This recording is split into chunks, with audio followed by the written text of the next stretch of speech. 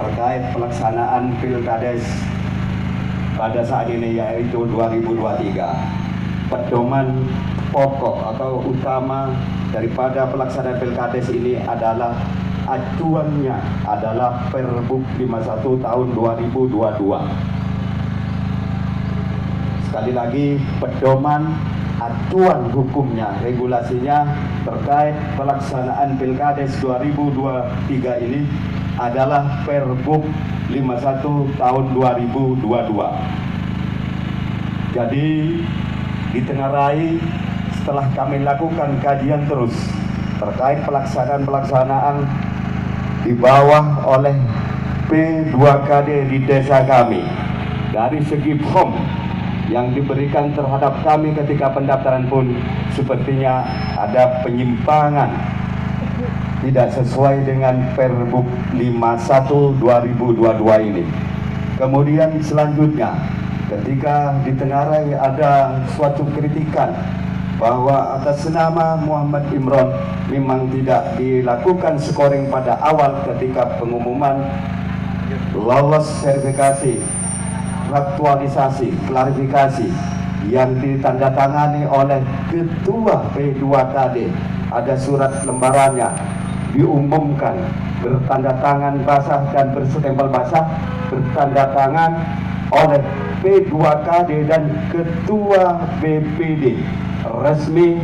Di situ semua calon memang tidak keluar nilai scoring, namun secara otomatis karena sudah dinyatakan jelas lolos verifikasi, klarifikasi, dan diumumkan di publik di papan pengumuman, otomatis secara Perbuk 51 ketika sudah diketahui pendidikannya, usianya, pengalaman pemerintahannya, otomatis tertera sebagaimana juknis di Perbuk 51 tahun 2022 ini.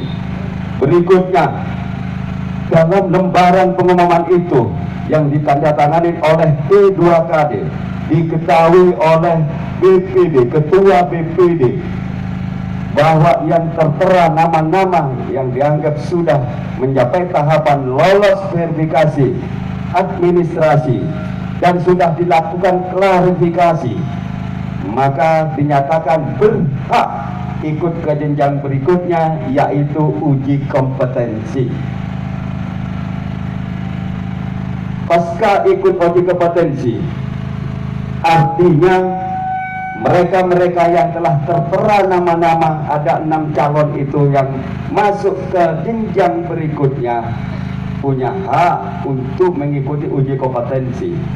Karena diumumkan bahwa administrasi tidak ditulis atau tidak dilaporkan bahwa hasil verifikasi daripada administrasi dari semua yang tertera di situ tidak ada dijelaskan bahwa yang bersangkutan tidak lolos verifikasi administrasi yang dilakukan oleh P2KD, maka diberi kesempatan untuk ikut uji kompetensi. Pasca ikut uji kompetensi, ada upaya-upaya yang dilakukan oleh P2KD pada saat malam hari ketika P9 jam 1 diberikan dalam bentuk map bersegel. Sudah ada upaya-upaya provokasi menyampaikan terhadap masyarakat bahwa di dalam itu sudah ada nilai scoring dari baik itu uji kompetensi, nilai scoring usia, pendidikan, dan juga pengalaman pemerintahan. Sejak malam harinya, besok paginya benar-benar dia mau di scoring, mau diumumkan. Secara aturan Perbuk 51, scoring itu sudah tertera di tingkat P2KD karena sudah jelas pendidikannya, usianya, dan pengalaman pekerjaannya. Ada upaya provokasi terhadap masyarakat bahwa dalam map yang datang dari pihak UTM bahwa di situ telah ada nilai scoring. Tidak. Kami bantah waktu itu bahwa yang terdapat dalam map itu adalah hanya nilai hasil uji kompetensi. Dibuka di depan Ketua BPD, masyarakat, ternyata map yang disegel itu memang hanya nilai hasil uji kompetensi. Karena tahu itu maka ada upaya untuk melakukan menghilangkan, karena target dari salah satu calon adalah untuk digugurkan, maka dinolkanlah satu calon yang menjadi target untuk digugurkan itu. Jadi dikosongkan nilai pengalaman pemerintahannya. Kami ajak argumentasi, apa dasar mengosongkan? Kadang menyalahi perda. Perda nomor berapa, perda mana, kapan, di mana. Tidak ada argumentasi apapun dari P2KD. Ingat, pedoman khusus untuk pelaksanaan Pilkades adalah Pergub 51 2002. Mohon maaf, bukan aturan-aturan lain yang disandingkan dengan aturan-aturan yang telah baku disepakati bersama terkait pelaksanaan Pilkades, yaitu Pergub 51 2022.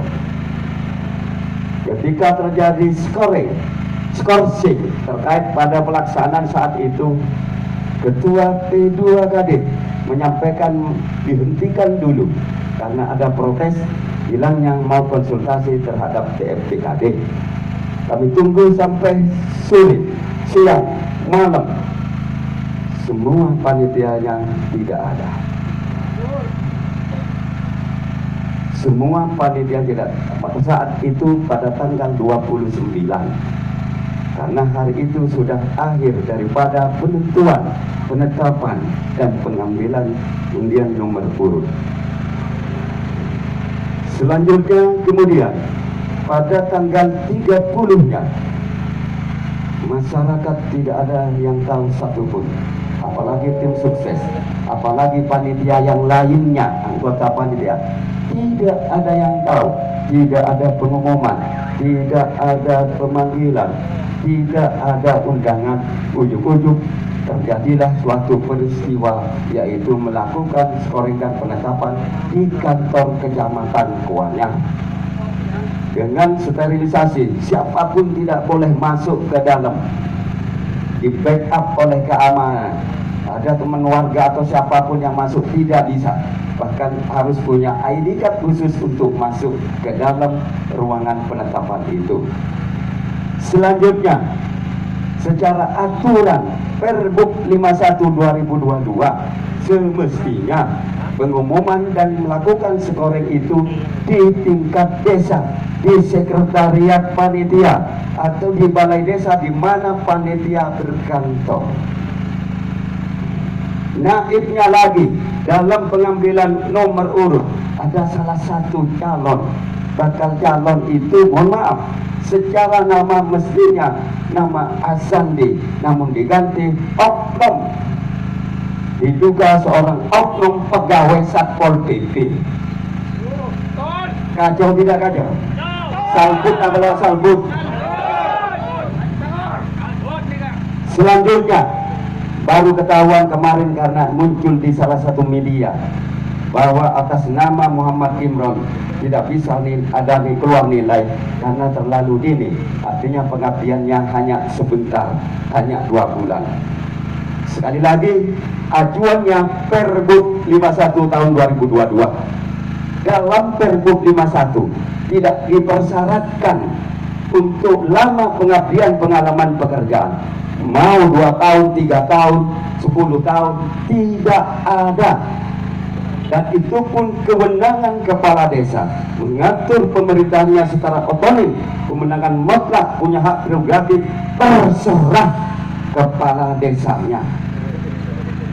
Tidak ada sangkut pautannya dengan Pergub 51, tidak ada sangkut pautnya dengan pelaksanaan Pilkades, karena mengangkat siapapun ketika itu memang dibutuhkan oleh kepala desa untuk menunjang dan menaikkan kesejahteraan desanya, berhak, karena kepala desa punya hak prerogatif untuk melakukan itu. Mau mengangkat apa dan siapa, secara aturan, secara undang-undang pemerintahan desa, bahwa kepala desa punya kewenangan mutlak. Yang penting tidak menyimpang aturan, baik itu Permendagri, pemerintahan kepala desa, dan juga Perda Kabupaten Bangkalan. Jadi maka dari itu kami tetap menuntut, dan pada saat ini kami hanya ingin menyampaikan aduan-aduan biar suportif, karena selama perjalanan pelaksanaan tahapan pilkades tidak pernah diberi kesempatan terhadap masyarakat, terhadap kami untuk melakukan upaya klarifikasi, dialog. Tidak ada, malah hanya diberi jawaban seenaknya sendiri jam 12 malam dari surat.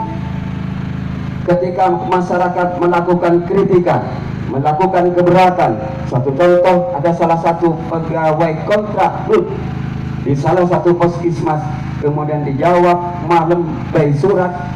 Setelah besoknya ketika jam 12 ke atas sudah bukan masa sanggah. Jawaban itu apa yang muncul? Dia bilang karena pegawai puskesmas tersebut bukan dianggarkan atau dari APBD atau APBN. Salah. Kami tidak beri kesempatan untuk mengatakan bahwa itu salah, karena ketika puskesmas itu murni, yaitu APBD atau APBN, ketika bicara BLUT itu hanya kewenangan mengelola keuangannya lah, itu diberi sedikit kewenangan. Namun ketika menyatakan bahwa Inkes atau puskesmas bukan APBD APBN, artinya ada pemerintahan dalam pemerintahan, ada negara dalam negara. Dia runtut semuanya. Makanya kami hanya memberi kesempatan, karena selama rute dalam perjalanan pelaksanaan sejak kami mendaftar tidak pernah diberi kesempatan kami melakukan komunikasi, tidak pernah diberi kesempatan untuk melakukan protes, tidak pernah kami mendapatkan suatu jawaban, tanggapan untuk berargumentasi sebagaimana yang diatur, dan juga tidak keluar dari rule aturan hukum, aturan Perbuk 51 tahun 2022 ini. Bukan kemudian seenaknya tinggal menjawab, kirim surat, dikirim jam 12 malam, akhirnya saat itu juga sudah tidak ada kesempatan untuk kami.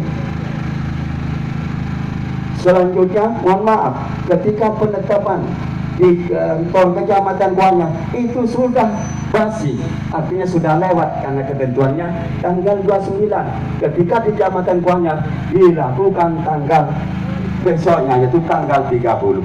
Secara aturan, apa yang dilakukan oleh P2KD itu sudah menyalahi aturan. Kami datang ke sini hanya ingin mau menegakkan Perbuk 51, karena Perbuk itu bukan produk kami, tapi produk Anda saudara semua, yaitu pemerintahan Kabupaten Bangkalan. Kalau P2KD menggunakan aturan dan secara rasional dengan otaknya sendiri, apakah itu bukan makar, saudara? Apa gunanya pemerintah Kabupaten Bangkalan membuat Perbuk yang harus diikuti dari seluruh jajaran panitia pelaksana Pilkades 2023 ini? Ketika sudah tidak melakukan sesuai itu, secara pemajak barusan kami kaji bahwa itu tidak sesuai. Aturan cara pendaftarannya, persyaratan itu sudah sedikit menyimpang dari Perbuk 51. Saya sondingkan dengan itu sudah tidak sama. Begitu, saudara.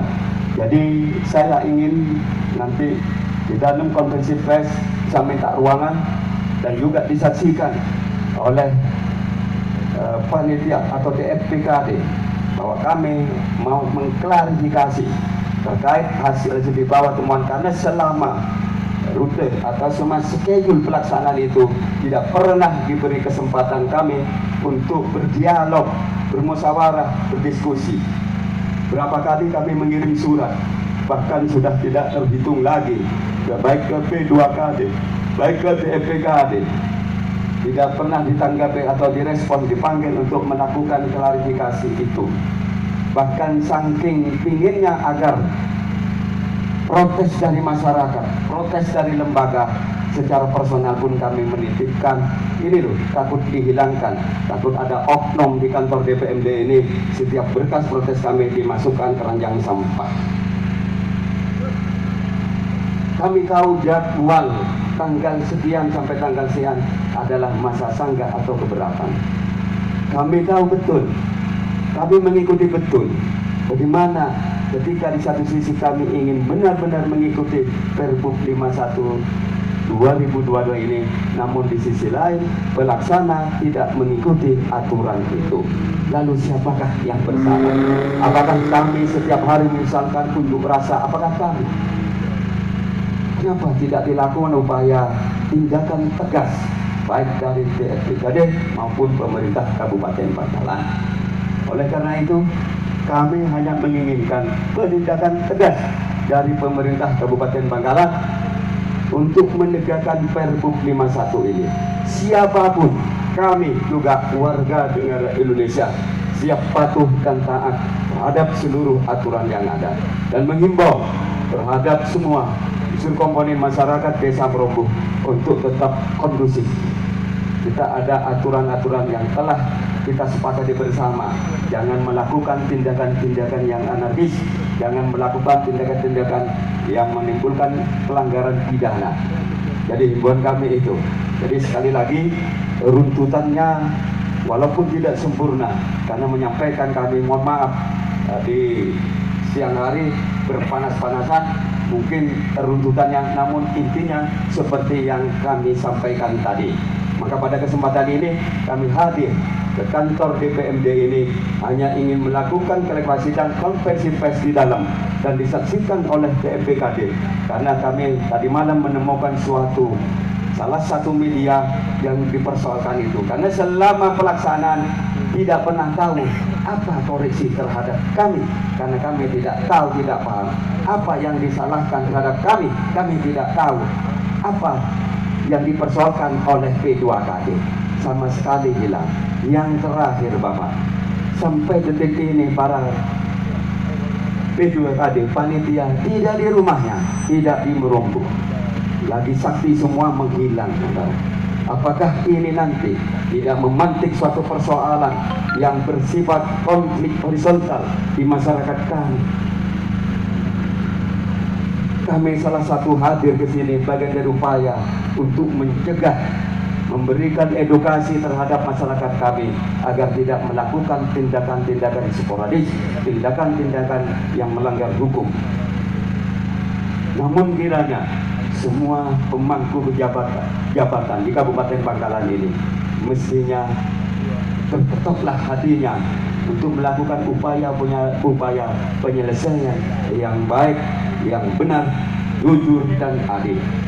Sampai detik ini berapa kali kami juga dijanjikan bahwa akan dikeluarkan rekomendasi. Molor-molor kami masih bersabar. Namun ketika nanti ada luapan masyarakat, emosional masyarakat yang akhirnya terjadi konflik horizontal, jangan salahkan kami, tapi karena kebekuan budeknya pemerintahan Kabupaten Bangkalan tidak ada sensitivitas untuk melakukan upaya penyelesaian dengan baik, tidak ada upaya untuk melakukan islah persoalan-persoalan yang dihadapi di desa kami. Jadi kami tidak akan pernah berhenti untuk melakukan upaya menuntut keadilan, untuk menegakkan Perpub 51 2022 ini sampai kami mendapatkan suatu keadilan yang pasti, dan untuk menjaga kondusivitas, menjaga keamanan, kenyamanan, ketenangan di masyarakat kami, yaitu Desa Merombo. Saya Abdurrahman Tauhid, Ketua Umum kebetulan, namun secara baik KTP saya masih asli beralamatkan Desa Merombo. Walaupun kami tinggal di kota, tapi secara baik KTP resmi kami masih di Desa Merombo. Dipersoalkan lagi, masih ingat saya tambahan, karena ketika domisili identitas baik KTP memang seorang Mandirom itu Jakarta.